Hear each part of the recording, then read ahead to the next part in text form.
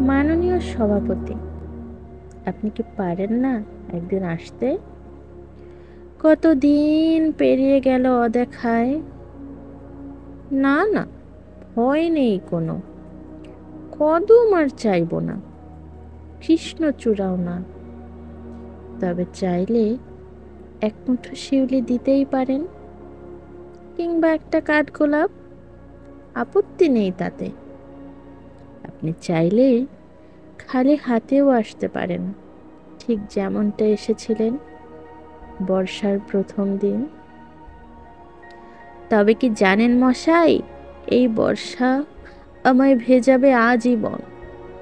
একটা কদম না পাওয়ার হাহাকার, অথবা মাঝরাতে পাওয়া বৃষ্টির ঝাপটা কোনোটাই কম নয়।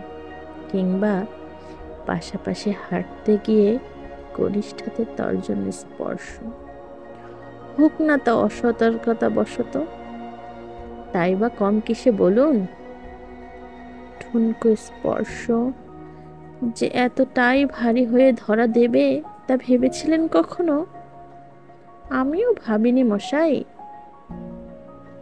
এভাবে বর্ষার আদলে যে আপনার আগমন হবে তা কে জানতো বলুন?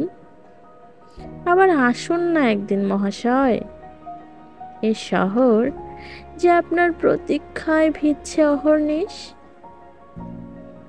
আমার জন্য না হয় নাই বা আসলেন, অন্তত এ শহরটার জন্য আসুন একটিবার।